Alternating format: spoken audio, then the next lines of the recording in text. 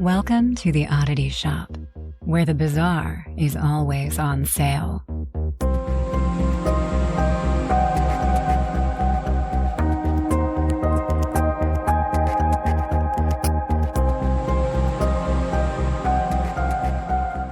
Hey, welcome in, you oddballs. This is the Oddity Shop with your favorite hosts, Kara and Zach. But I'm always the favorite. Kara, you can be second favorite. I'll take it. What do we do here? This is the podcast where we tell you usually once a week creepy, odd, weird stories from around the world. But we got a doubleheader this week because do you know what fucking day it is? My favorite day ever? Our favorite day ever? More mine. It's probably more yours. But it's fucking Halloween, everybody. So hopefully, if you're listening to this on Halloween, you're having a spooky day.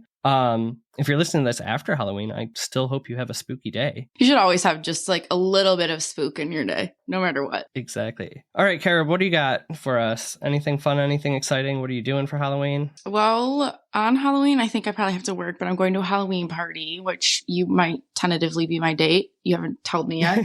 I bought thinking. our mom something, Denise. Look how cute this is. I know you guys can't see it, but they're little cups and they have David, which is her cat, on it. Oh my God. And it says, creepin' me out. Me out. She is going to love that. I saw them and I was like, Denise needs these. Perfect. It's her little familiar on a coffee cup. Need it. She does. She will be drinking out of them. I was going to say every morning, but every morning until they're gone. Yeah. All right. You know what I got for you? What do you have for me? I've got a special guest. Since this is our Halloween bonus episode, we have not only Blue's Clues noises, but we have a paranormal investigator with us today, somebody who's been out in the field seeing all the creepy shit firsthand. Not pretending like us. Yeah, no, we just retell stories. This guy gets them firsthand. So I'm going to turn it over to Adam, who is our special guest today. How's it going, Adam? I'm doing great. I appreciate you guys having me. I've been listening to the show for a while, and I love everything that y'all have been doing, and it's an honor to be on your show.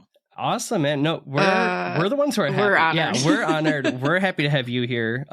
Kara kind of alluded to it earlier. You're getting that firsthand experience, and we cannot wait to hear what you have to say. But why don't you tell us a little bit about yourself? I am a paranormal investigator, and I've been having paranormal experiences ever since I was a child. And I think when you're a kid, a lot of people just pass it off as having an overactive imagination. Mm-hmm. My theory is that the younger that you are and the older that you are, the more thin the veil is, or the closer to the veil that you happen to be. And I definitely had a lot of experiences when I was young. And as I kind of got older and into my teen years and into my 20s, I think kind of get distracted by the world and having different experiences. And some of my paranormal experiences and those kinds of things kind of fell by the wayside. And then after I got out of the military, I started exploring my spirituality a little bit more. And that's really when I started having a lot more paranormal experiences. And some of them were so intense and were so obvious that I actually started meeting with a priest on a regular basis. And I met with two different priests. I would meet maybe once a week, every other week. But I did that for about 2 years, just learning how to manage my different experiences and trying to put them into some sort of spiritual context. And most of my experiences and paranormal experience were really kind of psychic in nature. I refer to myself as clairsentient just because I don't have any other word or term to put on that. And that was the way I really kind of experienced the spiritual and the paranormal world around me was through my clairsentience and just kind of like these psychic connections that for a long time I wasn't able to control and were actually really quite intrusive. But as time went on and as the more I practiced meditation, I was able to kind of learn to control these different experiences I have. And now, unfortunately, I'm at a point where I can kind of turn them on or off. Oh, that's awesome. I love That was crazy. the clairsentience, right? Because I feel like there's so many different clair types. Can we give a definition for those that don't know what that means? So, yeah, I mean, I don't know what the dictionary definition would be. Well, but to I you. know clair. Yeah, clair is a word that means clear. And I think it's a French word, if I'm not mistaken. But, all the different 5 sentences have an associated clair where you can perceive things but kind of in a psychic way. And clairsentience is not necessarily seeing things or hearing things. And I've certainly have had those kind of experiences in the past, although they're much more rare. But to me, clairsentience is more of a feeling and of a sudden knowing. And it's a way that I can perceive energy in an environment. It's very hard to explain. It's almost like explaining what a color would be like to a blind man, right? Absolutely. But yeah, I can get a very clear feeling as to different types of energy, whether they're heavy, whether they're light, whether they're sad, whether they're intrusive. And for a while, I just thought maybe I'm just sensitive or overly emotional. But as my different kind of spiritual and paranormal experiences occurred, I was able to correlate my clairsentience with real happenings.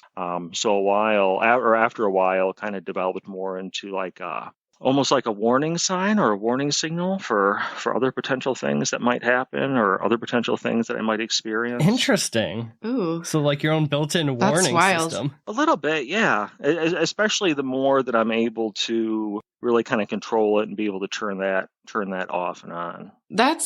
That's really cool. The off and on, like the switch to me is the coolest thing that people can control, that kind of stuff. Zach and I talk about that all the time, is like, if you can only like hone in on whatever it is that you want to hone in on, and then like on and off switch. And I think that's really cool. That shows a mastery of yourself, of whatever, clairvoyant or clairsentient. Yeah. So I might be mispronouncing it. I'm going to say ability so I don't mess it up. To master the ability that you have, or the sixth sense almost, to be able to turn it on or off, shows that you've really kind of done your research and that self-learning, right? Awareness. To really start to control that. So awesome, man. Yeah, it took a while to get there. I've been meditating and practicing different forms of spirituality for years and years. So it took a long time to get there. And for a long time, that was really the only way that I had perceived the spiritual world around me. And then about a year ago, I had met who now is a very close group of friends, but I had met a group of paranormal investigators, and they were doing things like how you see on TV with the spirit boxes and the EMF meters and other types of ways of, for lack of a better word, trying to,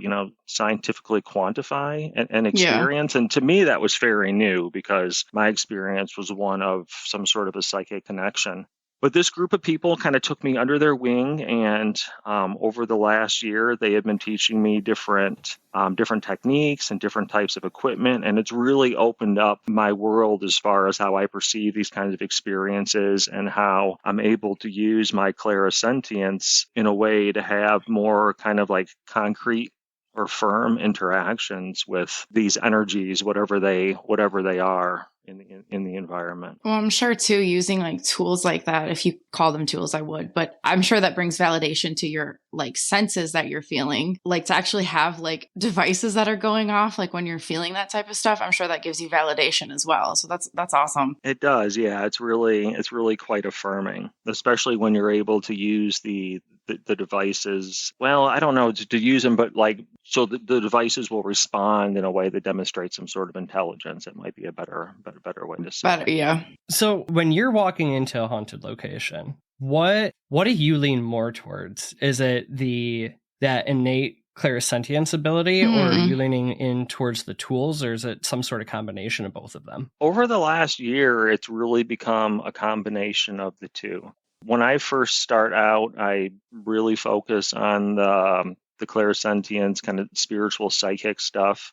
I'll do some grounding work and some centering work, and I'll do some energy work, and I'll try to get into like a slightly altered state of consciousness, not to suggest like I'm intoxicated, but you kind of go into like a meditative state where your brain waves change a little bit. When you're able to kind of center your energy and to center it and to ground yourself. And to me, that's one of the most important first steps. And I think that it's one step that unfortunately some paranormal investigators don't always tap into for whatever reason or another. And it's not everyone's flavor, right? So there's different ways of doing things for different people. So when you're doing this type of stuff, like you just said, do you have like a mantra that you're like saying in your head to get you into this stuff? Or is it different? Is it different every time because it's like a different feeling every time? the energy work that I do is the same over and over and over again. I do things loosely based on the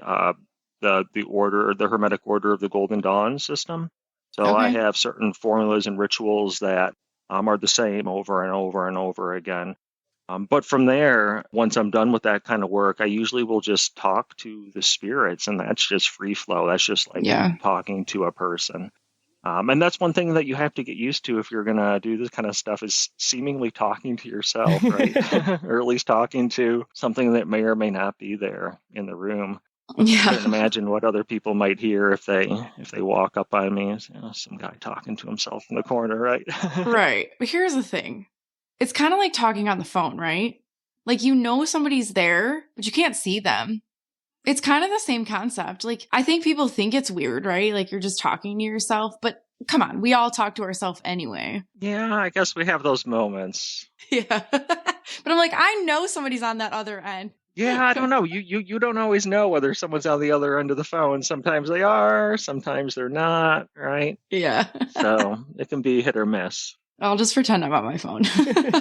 Also, just a side note, and our listeners know this because we tell them all the time, we are recorded in the future. The pit that I just got in my stomach when you said Hermetic Order of the Golden Dawn. Adam, we have an episode coming out today where I briefly mention them. So when we're wrapped up here... I was waiting. You're going to have to, or it's coming out tomorrow.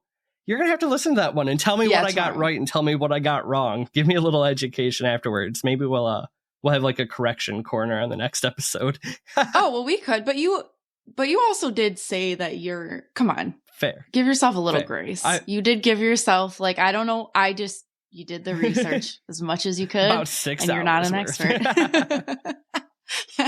And you know what? I'm not an expert either. The system is so complicated and so in depth. What I do just barely scratches the surface. I'm sure even like on them alone, we could do a couple part episode because it's just such an interesting. I'm sure interesting society.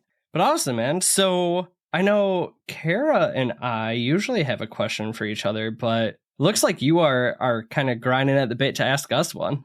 I do have a question for you all. Ooh. Have you ever heard of Eloise Asylum? Kara, I'll let you go first. So I have not. I've only heard of it because Zach has mentioned it, but I've actually not technically heard of it or like looked into it or know anything about it. I have a little bit of knowledge. I grew up not super far from there. I never got the opportunity because I was like a really, really good kid growing up, at least to a certain age, right? But when I was like younger, I had friends who would sneak in there and try to have experiences. Mm-hmm. So I got some firsthand knowledge, but I know a little bit about it. I know nothing about the history. All I know is that it's a haunted place here in our grand state of Michigan. So I'm sure you're going to tell us maybe a little bit about it today. Your face was so funny. Like a little kid. Like, I'm excited. Yes, I'm excited. You know, a lot of people have snuck into Eloise Asylum. That's not an uncommon thing that I hear. But Eloise is known as one of the most haunted locations in not only Michigan, but one of the most haunted locations in America. And over the last several months has turned into one of my most favorite places to investigate. It's now an abandoned insane asylum, and that's probably what it's most well known for. But at one time, it was actually one of the largest and most advanced medical facilities in the country. And a lot of people are surprised to learn that it actually started in Detroit as a poorhouse. Oh, I did not know that. Yeah, it started in the 1880s in Detroit, or at the time what was known as a part of Hamtramck. And even back at the time, there was laws on the county book that required the county and different government agencies to take care of the poor. So Wayne County had set up what was referred to as the Wayne County Poorhouse. And this is a place where the poor and the homeless could go to seek shelter. But as you can imagine, back in the 1880s, there wasn't a lot of infrastructure and management in place. So the facility kind of quickly fell into ruin. And eventually it was given to a Catholic priest, a guy by the name of Father Kundig. And he was considered in Detroit to be like the apostle of charity. And he did the best he could to take care of the people who live there and to take care of the facility and to maintain it to the best of his abilities. But eventually the place just kind of fell into ruin, and they decided that they were going to have to move. And that's when they decided to move to their current location, which at the time was referred to as Nankin Township. And that's where it's at now. And the reason why they chose that location is because it was right along Michigan Avenue, which at the time was referred to as the Chicago Road, which just happens to be one of the oldest continually human transverse trails in the world. Really? This trail has been used for as long as like Native American history is aware of it. It's been around a long, long time. Okay, I grew up not far from Eloise, but where the hell is Nankin Township? Like, I don't think I've ever heard of that. Never. Nankin Township is now Inkster, Garden City, and Westland. Okay. Mm-hmm. I was going to say, I'm utterly confused. Which is not hard. No. If you were ever in Hines Park, like in the Garden City area, there's a little museum called the Nantucket Mill. And that kind of talks about some of the history of the, how the township started. Interesting. Wow. Okay, cool. Look at that. We're already learning, and we haven't even gotten to spooky stuff yet. Holy moly. Yeah, the history is fascinating. That was one of the big reasons why they chose that spot, is they had Michigan Avenue or the Chicago Road is what it was called then.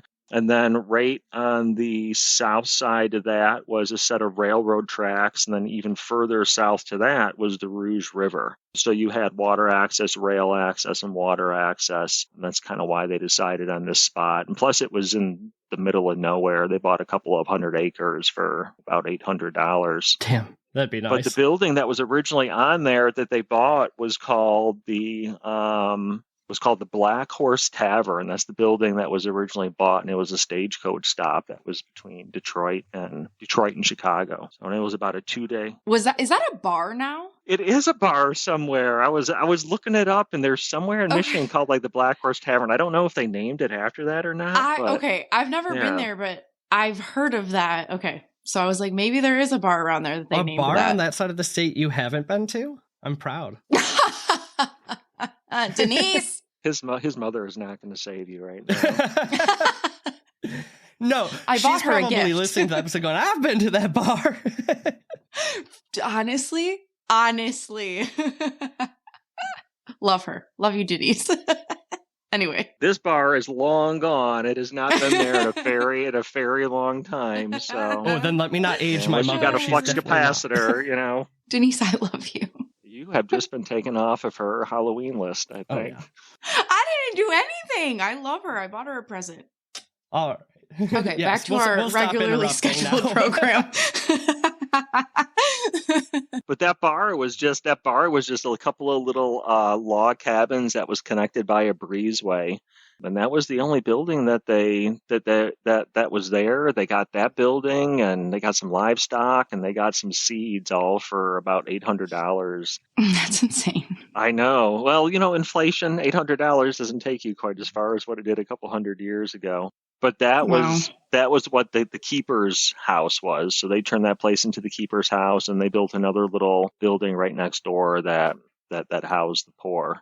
And, back in the day, they didn't have any distinction between the mentally ill, the poor, or whatever the case was. They just put everybody in the same building. And then eventually, as time went on, the mentally ill population had gotten so big that they eventually built a dedicated building on site just for the mentally ill. And then as time went on, the facility just grew and grew and grew, and it got really big with all sorts of buildings and hundreds of acres. They actually produced all of their own food. There was a farm there, even from the beginning. There was this idea that people who were mentally ill or who were poor would have some positive efficacy and experience some, just positive life stuff if they were given an opportunity to be productive, right? So they were required to work the farm and to have different jobs and chores, all in accordance with their disease and their abilities. So different people had different things depending on what they were able to do. But everybody worked between like 4 and 6 hours, and the farm really ramped up in the 1880s. They had greenhouses, root cellars, a piggery, a hennery for eggs and chickens. They had a blacksmith shop. They had managers' cottages where they could bring in specialists in all of these different areas to help guide the different parts of the farm, and they could live there. They even grew all of their own tobacco and had a tobacco drying barn. Of course. And they did. They made their own cigarettes, and that's what they gave to the inmates to smoke. And their brand of cigarettes was called luxury tobacco cigarette. Yeah. I'm glad you brought that up, right? Because when you first start to say like they had the farm and everything for self-sufficiency, it almost takes me to like Waverly Hills where they did that sort of stuff. I believe I could be wrong. When you first hear that, right, you almost think of that as if we're self-sufficient, then we can hide this population away from the world. But it's cool to get that different perspective that you brought up of it's like, I don't want to say enrichment because it sounds like a hamster in a fucking cage, and that's not the right way. It's probably like it's kind of forward thinking, right? That you're at least trying to rehabilitate these people and like give them something to. I keep looking for my book. It almost reminds me of the Traverse City State Asylum when they first. I can't remember what the quote was, but it was like beauty is like power. I can't remember. And they tried to make everything beautiful because it's kind of the same thing. Like where they're like, all right, if you have, like give you something to do, maybe we'll stabilize your mind, things like that. I wish I could remember what the quote is, but that's kind of forward thinking. I'm hoping that it stayed that way. Well, it wasn't always that way. You know, when it first started, a lot of the buildings had cells in the basement, and they didn't know what to do with people who were severely mentally ill, and they would literally just chain people in a cell in the basement to the wall and just kind of forget about you. You know, once upon a time, they just didn't have any understanding of mental health or disorders, and they had no idea how to treat it. You know, there was a lot of ideas back then where everything was some sort of they were unsaved. You know, they were capable of being saved, or they weren't capable of being treated, or maybe they had some sort of like spiritual or demonic influence. But regardless, we just didn't know what to do with people for a long, long time. Yeah, it's sad. Yeah, and you know, up until the 1880s, the keeper, or kind of like the director of Eloise, wasn't even a doctor. They were just local farmers. Oh no. They were people who just volunteered. Oh my God. Yeah. They were just people who volunteered to take this post. I mean, power to them, but man. Well, they did it out of completely selfish means, because this was an opportunity to get their name out there and to become well known. So people would use this as a stepping stone to state politics and stuff like that. And they only had doctors maybe come out to the facility once or twice a week. And, you know, doctors would come from Detroit or from Wayne or from some other faraway place. And finally, in 1881, a law was passed saying that the director or the keeper actually had to be a licensed medical doctor. Probably a good move. Yeah. Thank God. Yeah, and you know, and the farmers who were doing this before the doctor, they had like zero training in medicine or in homeless populations or in mental disorders, even in accordance with their understanding of things at the time. They had zero training, which is one reason why people were treated so poorly. But the very first ever doctor who was put in position there in 1881, his name was Dr. E.O. Bennett, and he actually really did try to do something to help the mentally ill. And just like you had said, Kara, he had this idea where if you could make the grounds aesthetically pleasing and beautiful, that might have some benefit or some sort of positive efficacy. So he really did a lot with landscaping and growing plants. They had a bunch of greenhouses so they could start all their own shrubs and ornamentals. And he was actually the guy that went through and decided he was going to get rid of all of the chains. So he went through all of the different buildings and took out the chains, and then whatever building the chains were removed from, the chains were just buried right there in the earth. So somewhere on all the campus, there is just all of these chains. And in my opinion, that's one reason why I think there's lots of reasons why there's still so much energy there. Yeah. But even all of that stuff was just buried and is still in the earth. I have goosebumps. Is there a reason for burying rather than disposing? I think that's just was their way of disposing back then, right? Like, they didn't have modern landfills, so they were just like, we'll just bury our trash. Fair. I'm guessing. Fair enough. I mean, I guess it could be therapeutic. Like fair enough. Like you're just burying away the I don't know, but that seems a little sketchy. Seems almost ritualistic. I know, I don't like it. Well, I don't think he was out there getting a robe underneath the full moon or anything, but No. at least I hope not. But Aw. I don't know. I don't know the guy very well. We think he was trying.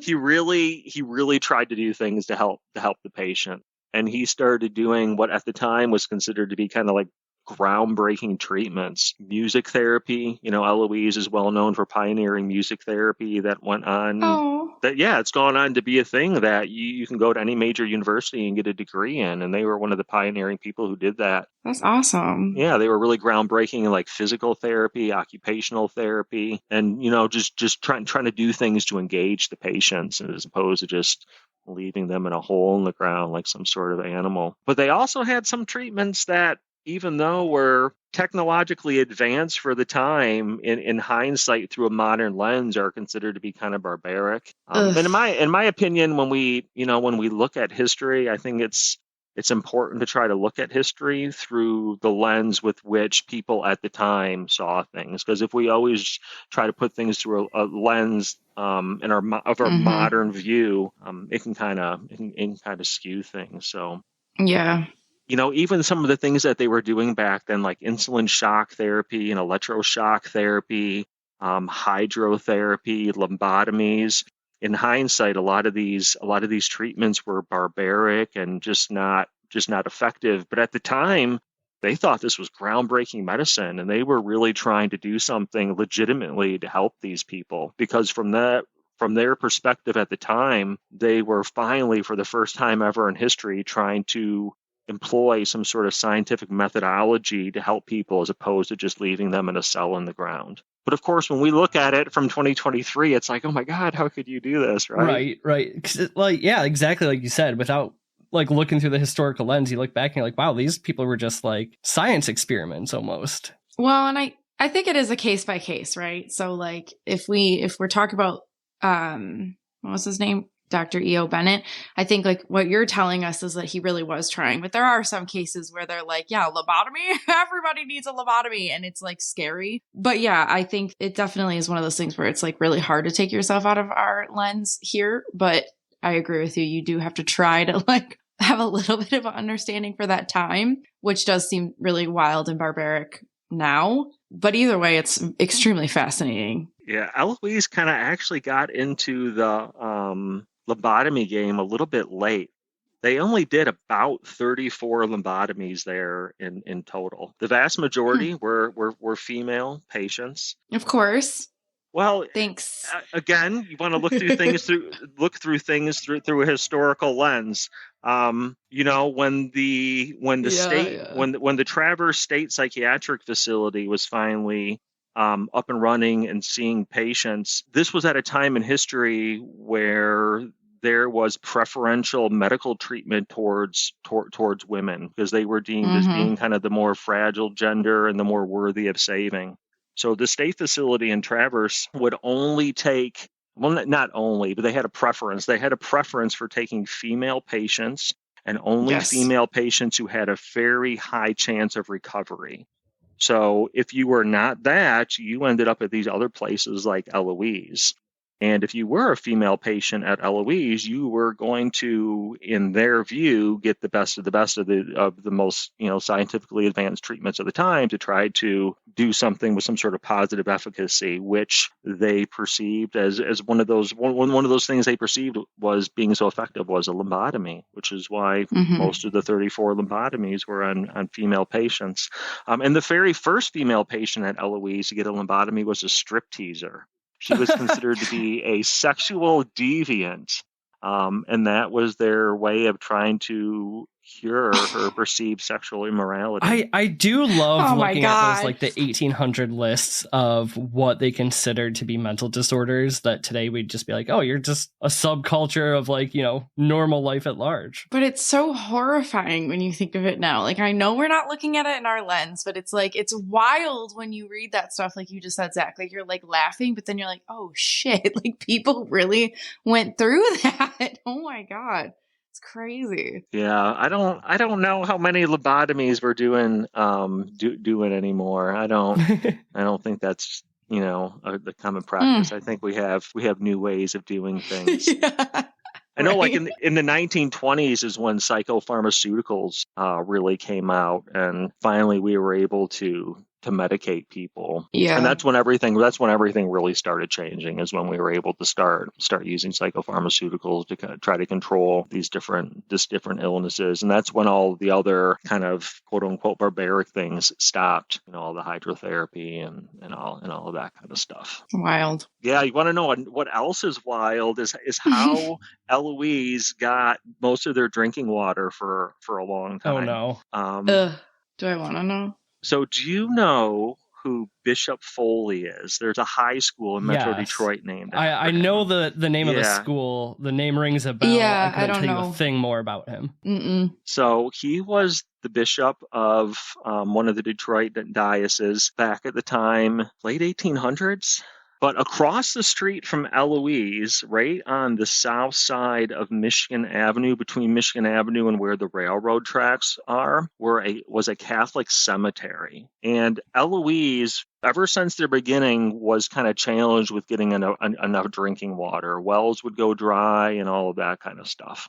So what they did is they bought this cemetery from Bishop Foley, and shame on Bishop Foley for selling them the cemetery, but they disinterred all of the bodies, dug the cemetery out. Oh my God. I know, right? Dug a well hundreds of feet deep and then made a lake and then reinterred the bodies in an island in the middle of the lake. And this is the How lake. have I never heard of this? It's one of those things people don't like to talk about. Eloise Asylum being like I want to fueled talk with about like it. dirty body, like grave water.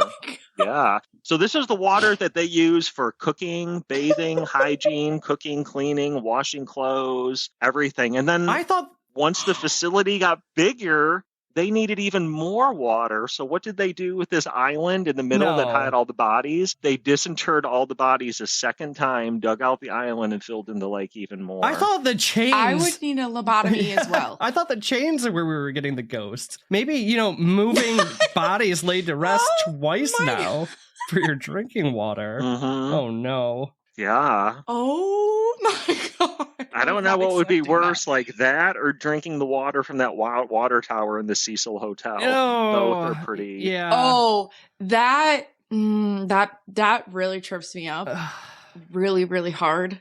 Mm-hmm. I want to die thinking about both of those. I'm very picky about my water. There's going to be nothing but bottled water from now on for you. And they even would harvest ice off of this thing. Nope. They did, and then they kept it in an ice house. This was before refrigeration. Oh my goodness. I'm absolutely dead. Mm-hmm.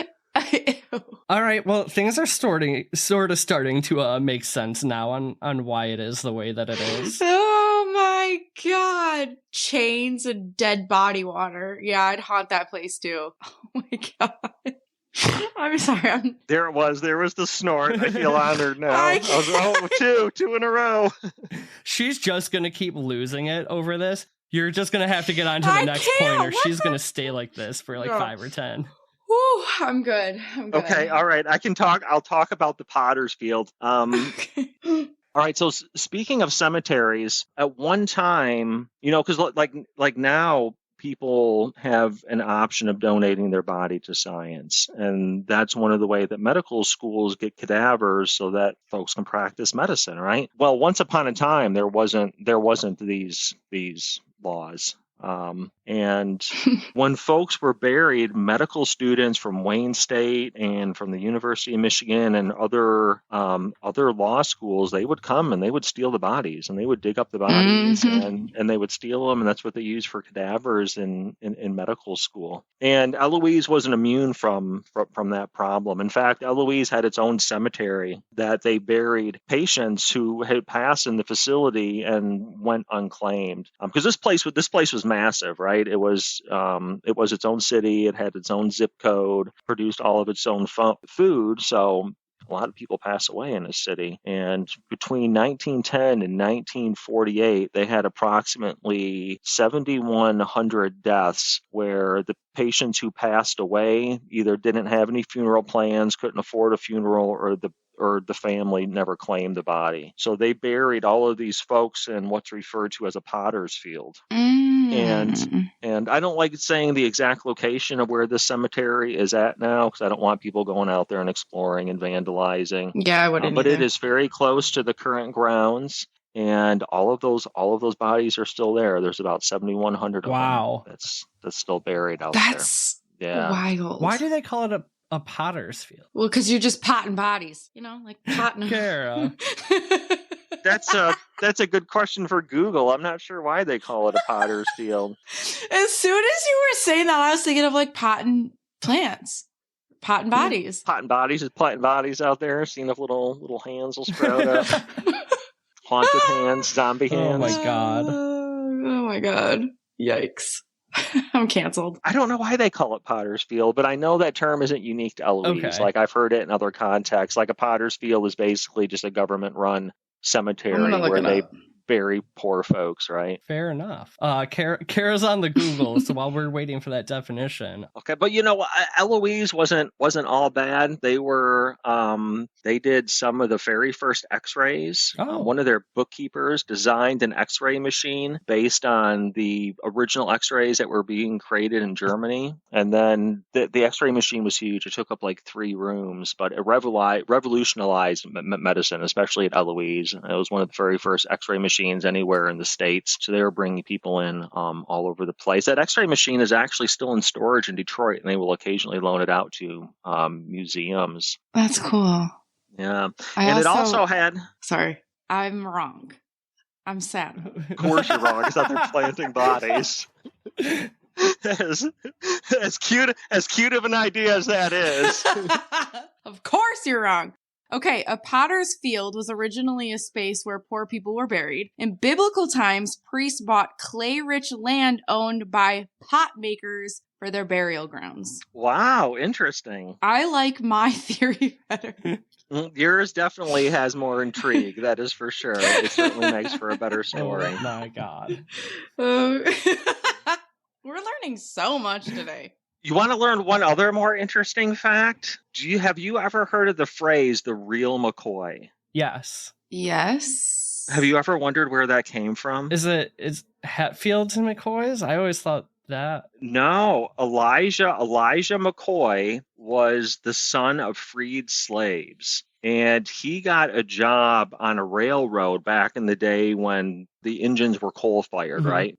And it was an incredibly brutal job. You would have to shovel almost 2 tons of coal per hour into the fire chamber. And it was a terrible job. And then one of the other things that he would have to do is that he would have to stop the shoveling to lubricate and oil different pieces of the engine. And he created a special device to be able to lubricate these parts of the train while the train was still in motion. And he went on to holding a bunch of different patents, but this was considered to be a revolutionary device in the rail industry because they were able to lubricate stuff so quickly. And the design and the invention became really high demand, and a lot of other manufacturers started making their version of it, but their version of it was really cheap and would fall apart.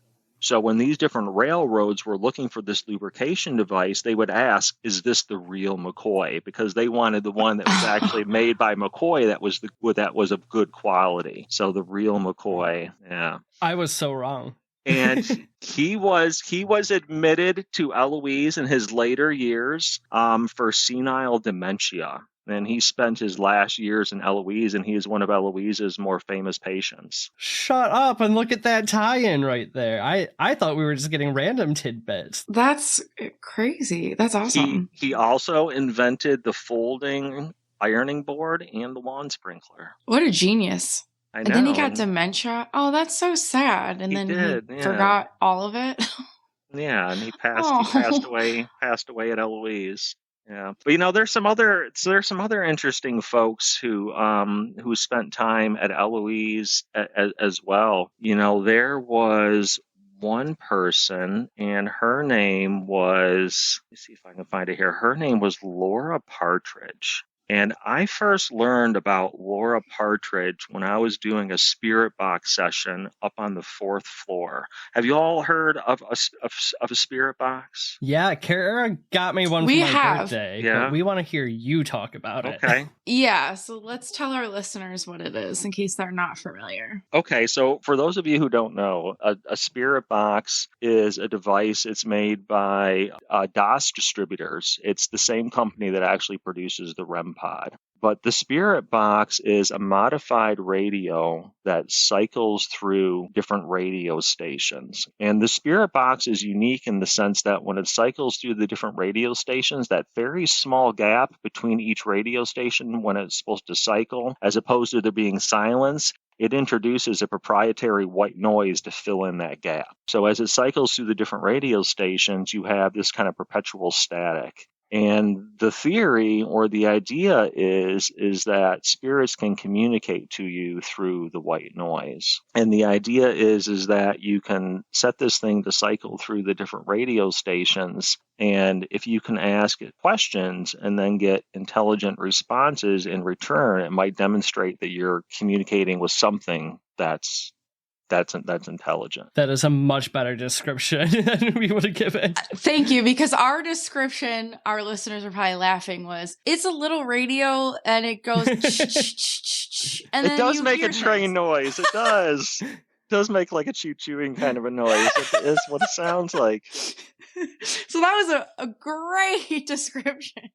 And like when some people will use the spirit box and they'll just kind of like listen to the words that come through. But really its value comes in is when you're able to go into a meditative trance and develop a psychic connection with the energies around you, and then use that white noise as a communication device while you're in that meditative or like that trance-like state. And then there's something else called the Estes method. Have you heard of the Estes method before? It's our favorite. Is it? Yes, we have. For listeners who don't know what the Estes method is, you've heard of the Stanley Hotel? Mm-hmm. Mm-hmm. The Stanley Hotel is the hotel that inspired Stephen King to write The Shining, and it is located in Estes Park. And a group of investigators had gone to the Stanley Hotel in Estes Park, and then kind of developed this technique that's now very well known and referred to as the Estes method. But it involves somebody using the spirit box while wearing noise-canceling headphones and a blindfold, sensory deprivation. And then another person will ask questions, and the person who's using the spirit box don't know what questions are being asked because of the headphones and the blindfold. But they continue to say whatever words come across through the static. And the idea is that you have one person asking a question, and then hopefully this the person using the spirit box can give intelligent answers. So I'm always going to bring it back to Sam and Colby. Always. Now I need to fact check everybody, because they had a man on, and I cannot remember his name, but he claimed to create this method. But you're saying it's a park. Estes Park, yeah, which is where the Stanley Hotel is at. The guy who created it, Kara, is also the producer of the Haunted Objects podcast. He who is on Sam and Colby. Okay. I thought I just got lied to by Sam and Colby. No, maybe he is the guy. I don't know the guy's name. I want to say with like 80% certainty it's Carl or Connor. You might be right, but maybe he named it after the park. Whatever. As long as Sam and Colby aren't lying to me. You're okay. Okay. You can trust Sam and Colby. They're good. But whatever this gentleman's name is, he now kind of like lives in infamy in the paranormal investigation world. This is definitely a go-to technique for sure for a lot of people. And I was using this technique in Eloise in one of the buildings that currently is still standing. It's called the K Beard building, or the D building. It's the big building that's still there on campus. And we're up on the 4th floor in the bathtub. And it's, for those of you who may have watched Jack Osborne's Portal to Hell episode where he visited Eloise, they kind of focused on this bathroom and in this apartment. It was actually a private apartment that was up on the 4th floor, and either a resident physician or a chaplain would stay in these private apartments. But we were in the bathtub and we were doing a spirit box session, and one of my fellow investigators was sitting in the bathtub, and she's the one who had on the headphones, and we were asking questions and trying to get a name. And she had given us the name Ephraim was the name that she had given us. And then she had also kind of said some things that kind of reference like cold and water and lake and, those kinds of things. And we didn't think much of it. We were just kind of thinking these are unintelligent responses. It's just a bunch of babble. So we ended up closing out the session and calling it a day. And I don't even remember what else we went on to go do that day. But later that evening, or maybe the next day, I was digging and I was searching for this name Ephraim. And I found the obituary for a Miss Laura Partridge, and the husband's name was Ephraim. That's insane. Back in the day, women would take on the husband's name. And Laura Partridge was a school teacher. She was actually a teacher at the school at Eloise. Ever since the beginning, Eloise had a school to be able to educate the children that were there. And she was a school teacher. And even before she was married and even before she was a school teacher, she had some mental health issues. She was actually admitted to the Grosse Pointe Psychiatric Hospital, was discharged, eventually married, became a school teacher at Eloise, and then had another mental breakdown and was admitted to the facility. And she ended up escaping, going to the cemetery, the creepy cemetery lake across the street, and committed suicide by drowning. Oh, and that's how you were getting water in lake? Oh my God. I think so. Wow. I think so.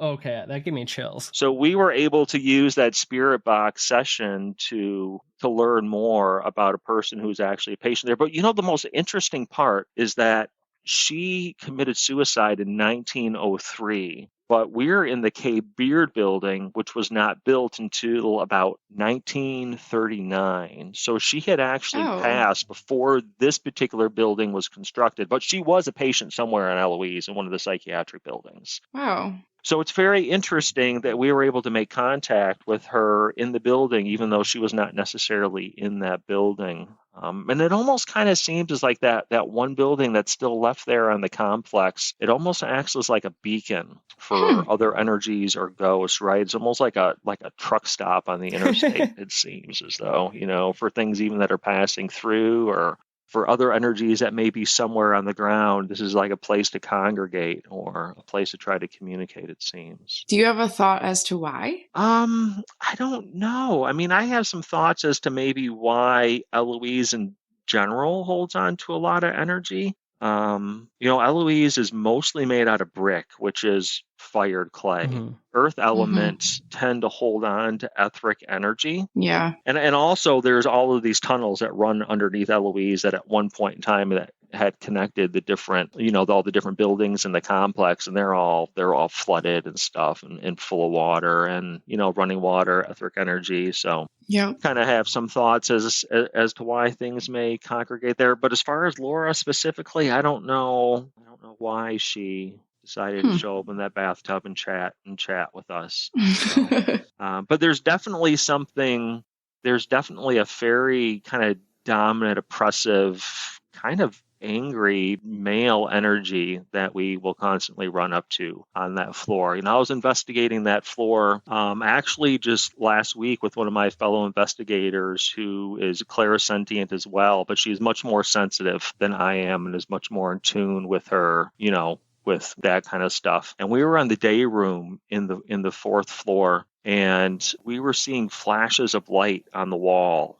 And this was dark. This was in the middle of the night. It's like 1:00 in the morning. And we were trying to debunk reasons why we may have been seeing like these orbs on the wall. We were talking about maybe passing cars and it shining in the window. But we're all up on the fourth floor and there's not a lot of traffic in the parking lot. So we're kind of going through things about why these lights. And then all of a sudden she says, I can feel or sense something on the floor over to my right. And she says there's something crawling on the floor. No.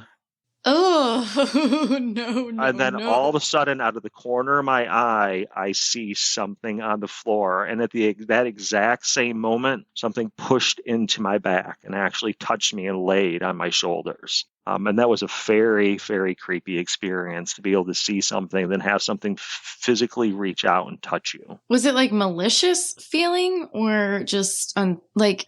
No, it didn't feel malicious. It didn't necessarily feel innocent either. It almost felt like someone were to drape a wet bath towel over your shoulders. It was that kind of like heavy pressing down type of feeling. Not just like a light touch. Like that's got weight and force behind it. Like there's no way you just made that up in your head or whatever. Not saying that you would, but like, Israeli Regarde, who was Aleister Crowley's secretary, and he went on to be a psychologist, but he said that there's a very fine line between psychology and magic. I can vibe with that. Yeah, even in the Kabbalion, one of the tenets of Hermeticism is that reality is mental. Yeah. Mm-hmm. I don't know how these energies communicate with us and how they manipulate our psychology to be able to establish contact. I don't know how that works. I wish I knew how it works, but I don't know. There's certainly something going on. There's something in Eloise that likes to reach out and touch people. That is a place that definitely likes to establish physical contact. Eloise is definitely a place where its energies will reach out and touch you. There's definitely something in there that likes to establish physical contact. I was there several weeks ago, and there was 2 other people who were on the 3rd floor in the nursing station, and they were doing a spirit box session. And all of a sudden, the mother, it was a mother and a daughter who was up there doing an investigation, and the mother said that she had something suddenly reach out and touch her hand and cut her on the thumb. And on the same time, her daughter claimed to have something scratch her on her leg. And her thumb was bleeding. She needed a Band-Aid, and there was clearly something on her daughter's leg. Oh, my God. And then, so I gave her a Band-Aid, and I says, my name is Adam. If there's anything that you need, just let me know. And as soon as I said that, their jaws dropped and they looked at each other. And I was like, do I have bad breath? Right? Do you like my right guard? Like, did my right guard take a left turn? And they look at me and they go, what's your name again? I says, my name is Adam. And they said, right before this happened, the spirit box was saying the name Adam. No. Oh, my hair is standing straight up. So after they left that area on the 3rd floor, I went down there to see what was going on. I wanted to see if whatever was going on. And so I was walking down the hall, and I was starting to walk towards the nursing station, and something reached out and grabbed my arm. And that was the first time something has ever touched me in that place. And that did not feel like a negative or a bad touch. At the time, it just creeped me out. Like I stopped, I turned around, I was not going any further.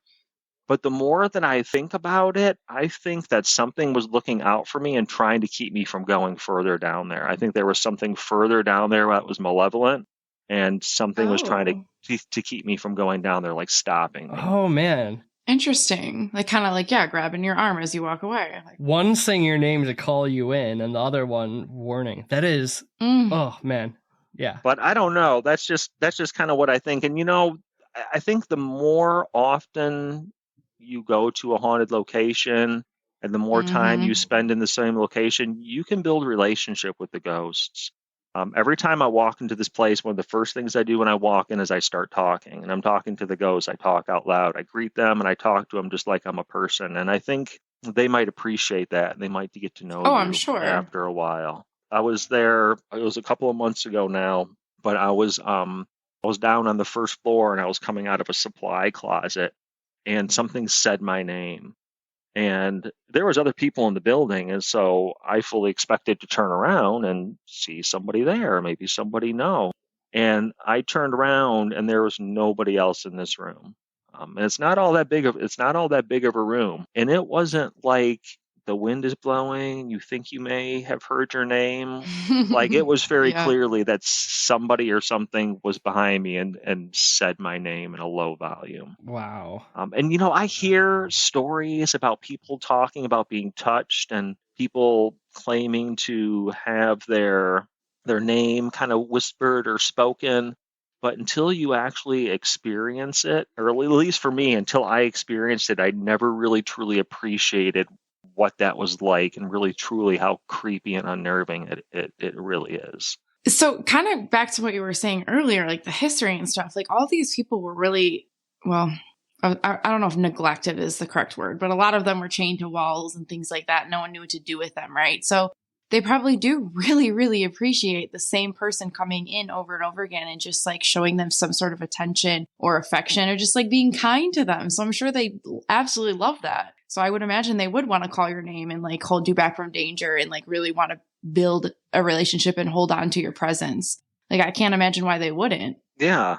I definitely agree to that. You know, if we subscribe to the theory that they still have some sort of human emotion and intelligence and human cognition, that they probably want that human relationship, right? There's probably still a part of them that's a social creature in some sort of a way. Yeah, absolutely. And they definitely get attached to people. You know, there's one guy I know that will go there every once in a while during an investigation, and the ghosts definitely like him.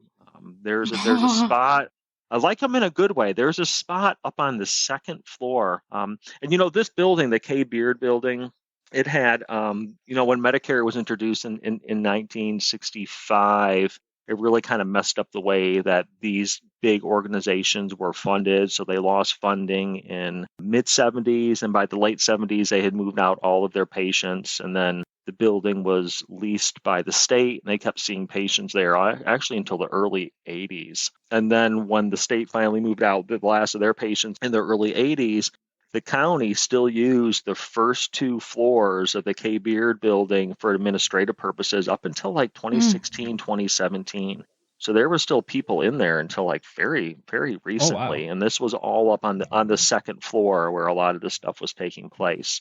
And on the second floor is where we get a lot of shadow activity. And I like to use a laser grid. I'll use a laser grid in that area to try to detect some shadow activity. But this one guy that I had mentioned earlier was up there with us, and we always get a lot of activity down at the end of the hall. So we like to set up REM pods in that area.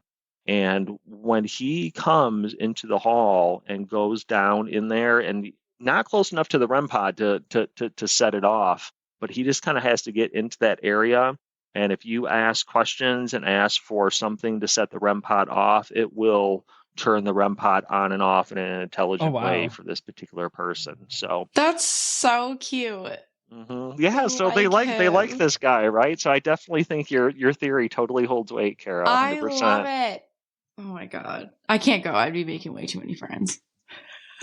making friends with all the spirits, all the ghosts. I'm sure that familiarity has to have a part to it, right? Because if not, you have just random groups of people coming and probably going, "Is there anyone here with us? What's your name?" Right? Like they can only answer that How question annoying. so many times before they're like, "Oh my god, my buddies are here." You know, it's like going into the bar and seeing your friends. That's so cute.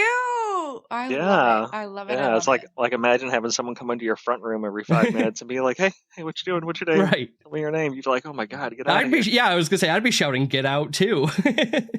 Listen, I would be such a bitch. I mean, you kind of already are, but right. But can you imagine if I was dead and people were interrupting me every 5 seconds? No, God. I'd really be a bitch. Back to you, Adam.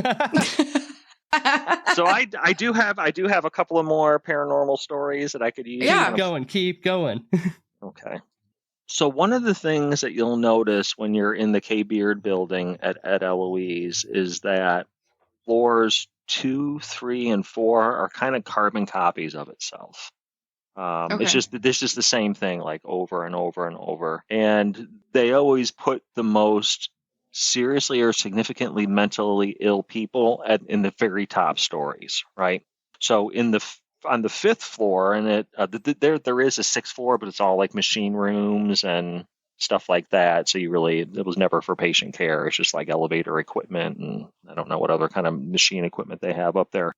But the 5th floor was the top floor where they did all of their patient care, and that's where they had the schizophrenics and the bipolar and the most seriously ill of the ill. And the reason why they put them way high up was it was more difficult to escape if you're way high up.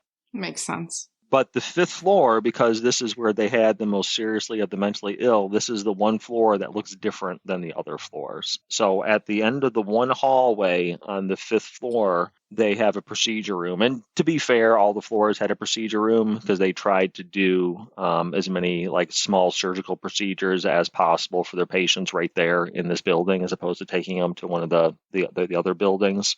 But what's unique about the procedure room on the fifth floor is that they have what's referred to as the surgeon's elevator. And have you all seen the most recent Expedition X episodes where they visited Eloise? I have not, but No. I feel like I have homework now. Yeah, they're great. I love the Expedition X show, and I think they did a really great job in Eloise. But this is the part that they focused on almost the entire episode, especially in this elevator. And this elevator goes from the first floor to the fifth floor, and it doesn't stop anywhere else, just from 1 to 5. And then, so what the surgeon would do is he would get into the elevator on the first floor in the lobby. It would take you all the way up to the fifth floor. And then when you get out of the elevator, it's in a little secured area that would be locked. And then once the guards or the attendants or whomever secured the rest of the ward and got all the patients locked in their patient rooms, then the surgeon can come out from his little secure elevator stuff, go right into the procedure room, do whatever procedure they're going to do, and then go back down. Now, one of the things about Eloise is that the building that's still standing, the K Beard building, because it was there from 1930s, and then they were still seeing patients until the 80s. It was there for a long time, so the history is a little muddled, right? Because they use different rooms and different floors for different things as the years and the decades go by.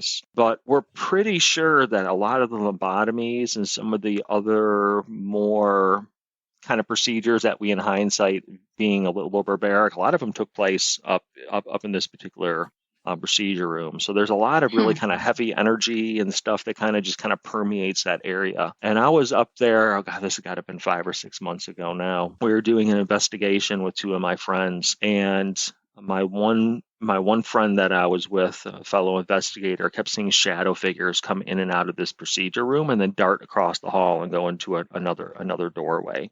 And she was the only one who was seeing it. And not that we just believed her. We just, me and the other person, we just weren't experiencing it. So we went on and we were doing whatever, and we were continuing our investigation. And then we were at the clear opposite end of the hallway. And we were kind of walking back towards where this procedure room was because we were trying to get to a stairwell. And then all of a sudden, shadow just went out of the procedure room, across the hall, and went into another room, and all 3 of us saw it at the exact same time. That's wild. When you have 2 other people see it, yep, it's affirming. It's hard to dispute that. Yeah, that's incredible. Yeah.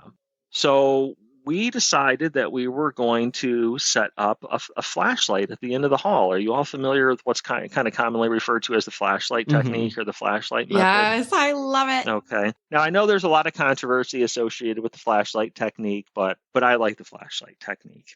And the way that I do it is I use a small mini mag, one of those ones that have the head that will turn, and then I'll take a bulldog clip. Have you ever seen like the bulldog clips? It's like a paper binder. It's like the steel clips, and you can use them. Clip, right? Yeah, binder clip. I don't know why I call them bulldog clips. I'm sure there's 100 different names. I like it. I will clip this thing to the base of the flashlight. That way I can kind of sit the flashlight up at an angle, and the head of the flashlight isn't pressing against the floor or the table. So it's easier to manipulate, right? And then, so what you do from there is you kind of manipulate the head of the flashlight to that liminal state where it's not really off and it's not really on. It's kind of in the middle. And then you try to get the energies to turn the flashlight on and off in accordance with your line of questioning. And if it does it in an intelligent way, it might demonstrate that you've been able to contact something that's willing to communicate intelligently. And we had been having luck with this particular technique previously in the evening. So we're like, well, we're going to set this flashlight up down at the end of the hallway where we saw this shadow. And then we'll all come back down to where we're at now. So we're not like spooking it or whatever. And we'll see if we can get it to communicate. So I set up, it was my friend's flashlight. So we had my friend's flashlight, and then she had like kind of adjusted it and put the clip on. Then after she had it adjusted and put the clip on, I from there took it and walked down to the end of the hall, and I set it down. And then I come back to where everybody else was, and we're like asking questions, and we're not getting any flashlight activity like at all. It's not coming on at all. We're like, okay, well, it's whatever. This is a bust, right? I walk back down there to get the flashlight, and the bulldog clip was completely moved up. So it was simultaneously clipping the screw head of the flashlight down on the base. And I had 2 other investigators confirm that that is not the way that we had set that down. So something had physically manipulated the equipment and like moved the way that it was. And of course, we get people whose, batteries drain and other kind of weird stuff. But this was one thing that I experienced in my equipment physically getting moved and manipulated in some sort of a way. That's incredible. That to me would be almost more proof than the flashlight turning on if you walk back to something and it's just completely moved from how you left it. Right. And if it was just me, I would say to myself, well, maybe I didn't set it up right? But there was 2 other people with me, then they were all like, no, this is not how it was. Wild. That's cool. We have to go, Kara. I know. At first I thought you meant we have to go. I'm like, no. Right no. Now? Like, what do you mean? Well, yes, right now. We're no, going we have to Eloise go to right Eloise. Yes, we do. Well, you know what? Do. Speaking of going, when you do go to Eloise, it's very important that when you leave, you have to tell the ghost goodbye. Oh. Have you all ever played with the Ouija? I have.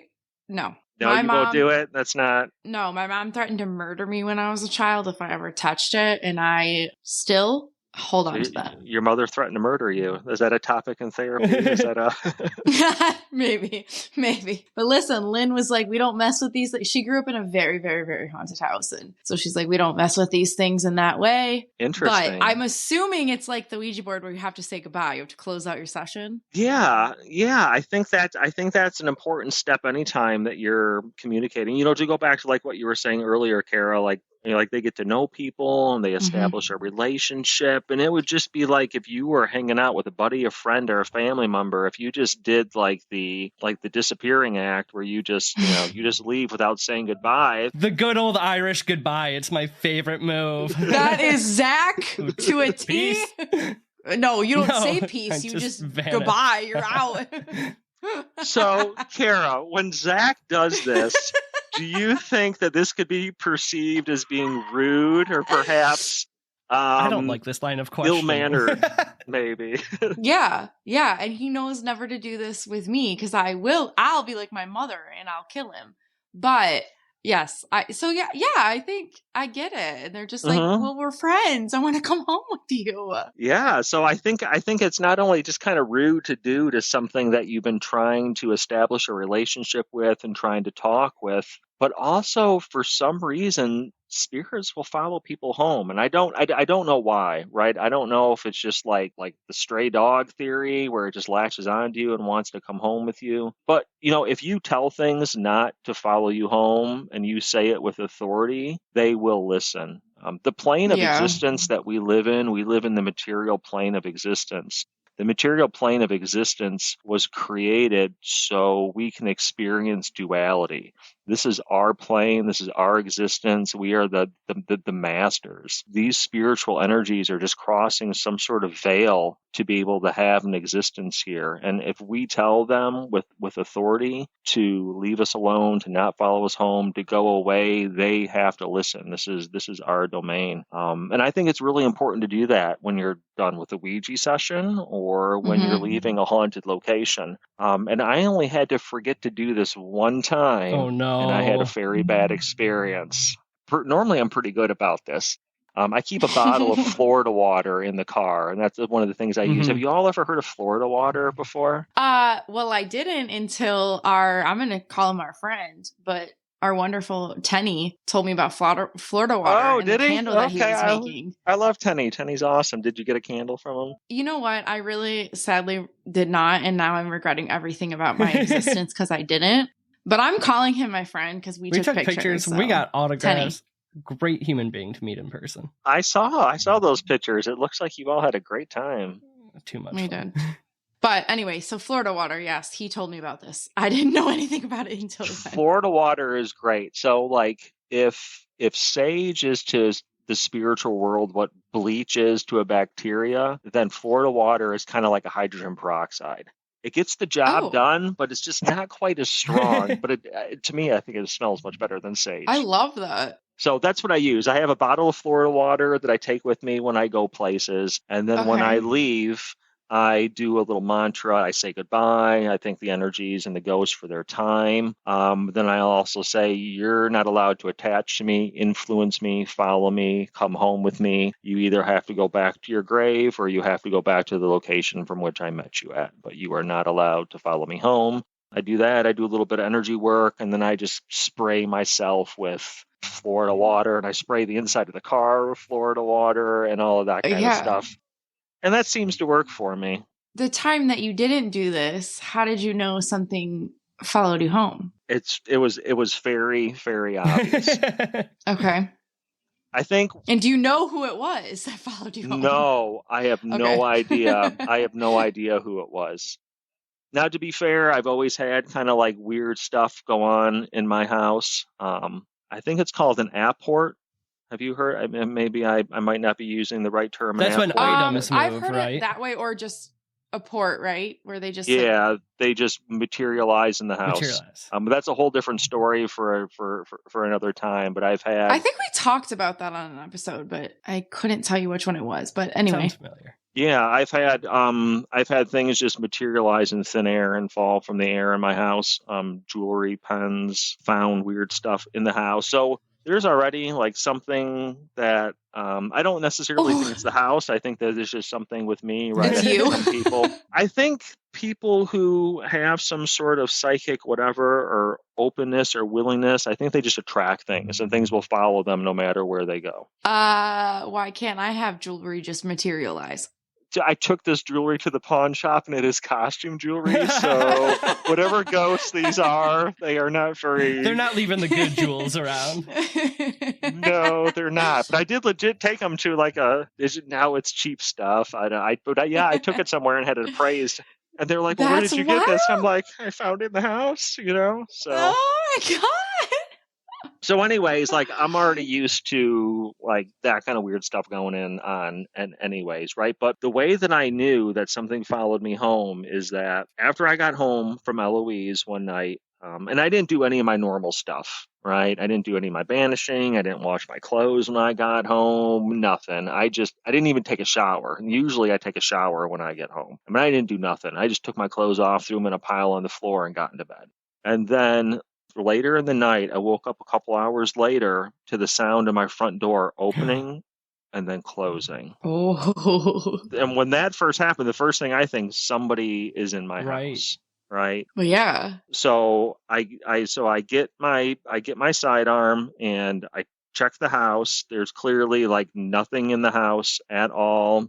Doesn't look like the front door is messed with. But it freaked me out because I thought, like, is someone trying to break in or like what's going on? Yeah. But I got up, I checked everything out, and then I went back into bed and I laid down after I was sure it was nothing. And then I started to fall asleep. And do you know what it's like when you're laying in bed and then your partner will lay in bed next to you and you can feel the mattress push down? 100%. Yep. That is what happened. Something I could feel on the edge of the mattress push down, and then it pushed down close, and then it pushed in next to me. And I shot straight up out of bed, and I checked the whole house again. Listen, you brought yourself home a little lady. I don't know. Well, lady, guy, I don't know what it was. Well, I'm not here. I'm not here to shame the ghosts. But so yeah, I got up and I was like, oh my God, am I tripping? Like, what's going on? Then I finally went back to bed, and then I hear the door open and close again. And then something got into bed with me again, and you could actually feel the mattress pushed down enough where, because it pushed down and puts an indent, you slightly roll into the indentation. Oh, right? No. And then it pushed up against me. Oh, no. Yeah, no, it's right. And then so after that, I got up. I was like, there is clearly something going on. So I got up. I did the Florida water. I put my clothes in the washer. I took a shower, and then the next day, I ended up doing a full out banishing. Yeah, I got all sorts of. Listen, this person didn't know about consent. No, they were like, maybe no means yes, right? Kind of that game. You didn't Does say no goodbye. really mean no? You got home, you took off all your clothes. Right, I mean, you basically like, put come on in. Yeah. Oh my God, it's like it rhymes with Beetlejuice. And then when my kids were here over the last summer, they started reporting stuff in the house too. I don't know if it was like poltergeist stuff. I don't know. Y'all heard theories of poltergeist with like psychic energy from young children and all that kind of stuff. I don't know if it was that. I don't know if it was something that had kind of been slowly building up in my house or followed me home. But y'all are familiar with Hatman? Yes. You've heard of Hatman? Yes. We did a whole episode, yep. So my kids were like, my girls were like, I'm seeing stuff. There's something up in the bedroom. Then I asked them to describe it to me, and they describe Hatman. And then my son is talking about things pulling the sheets off of his bed, and they're talking about hearing voices. And then, so after that, I did another full banishing, but I did like hardcore full banishing with like ritual work and the whole 9 yards. And ever since that last full banishing in the house, I haven't had any issues at all. It's been super, super quiet here. But you always say goodbye. Yeah, you do now. Make sure you say goodbye. Make sure you tell them not to follow you home. So, little word to the wise, should you ever visit Eloise or any other location. Good to know. Or just, I think even when we were at Paracon, we met Nadine. Shout out to Nadine. And she was just telling us that even when we are done talking about our topics and having like, we're recording episodes and stuff, that we should also just like kind of do a goodbye, if you will, because it's like, you're talking about these topics and things that happen and people and things like that. And like you still can stir up some energy. We definitely have. We have. And she was like, you guys need to close out your sessions. And we haven't done that yet. Damn it. We need to get better at that. I mean, I usually spray the sage at least before and after, and we have all the corners marked with tourmaline in the room we record in now. We do. So we've taken a few precautions, but we could probably do better. We could, but I've never thought about doing it after one of our chats, but I think that's definitely a good idea. Absolutely.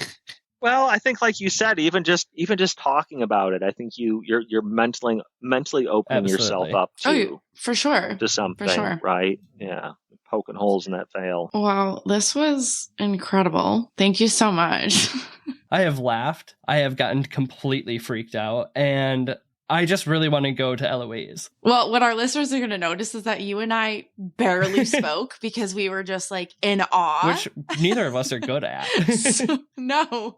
Well, I didn't mean to like capitalize the whole conversation, but it was great to have this opportunity. Thank you so much for being our first guest. Like, this is it. It takes some of the stuff we talk about at like such a surface level or the research we found online, but this gives us some more, validity and just expert knowledge in the field, not, us just absolutely talk about things we're interested in. I mean, you're out there doing the work all the time. So this was incredible. This is crazy. So we need to go to Eloise, and anybody else in Michigan needs to go. Let's all go together. DM us. Yes. Let's get a group. Let's go.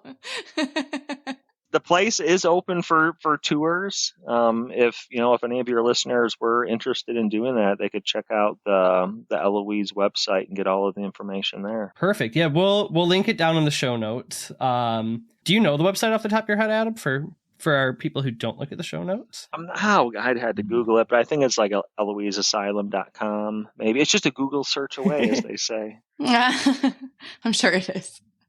That's awesome. Oh, yeah. No, you were 100% correct. EloiseAsylum.com. Okay. Yeah, and of course, the Halloween season is coming up, so they're going to be doing their haunted house kind of entertainment attraction, which is a great. Haunted house is like a multi-million-dollar Hollywood level special effects type of stuff. No, I want to go to the real haunted stuff. I'll wait until after. All right. Is there anything that you want anybody else to know? Any socials where we can find you if you want to be found? Sometimes people don't. What do you want? What do you want? Do you want to be found? If somebody would like to reach out to me, they're more than welcome to send an email just to my regular email address. I don't have like a special email address for paranormal stuff. It's adam.m.hachey@gmail.com, and you can put that in your show notes.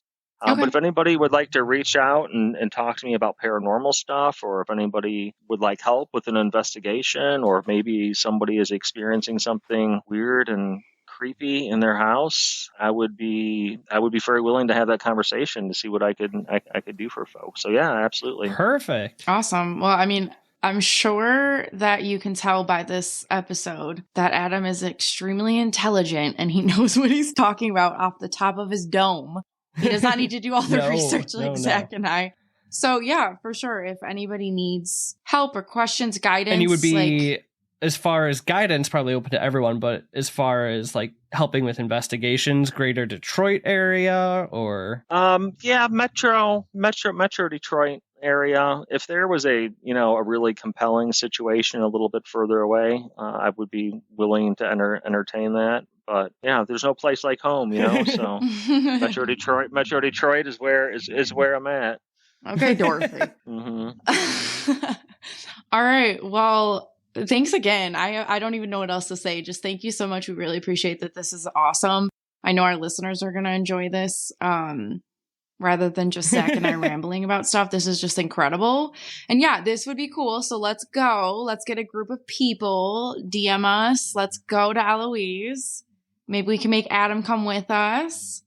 And if you have any other questions, we'll put his email in the show notes. And I don't have anything else. Do you, Zach? I think we're good to go. Let's wrap it up here. Okay. All right. Well, like I said, DM us. Give us, all the love on socials. Tell me I'm pretty. And most importantly, creep it real, you oddballs. Goodbye. Bye. Bye, everybody. You're gonna throw one in? Woo! Oddity Shop.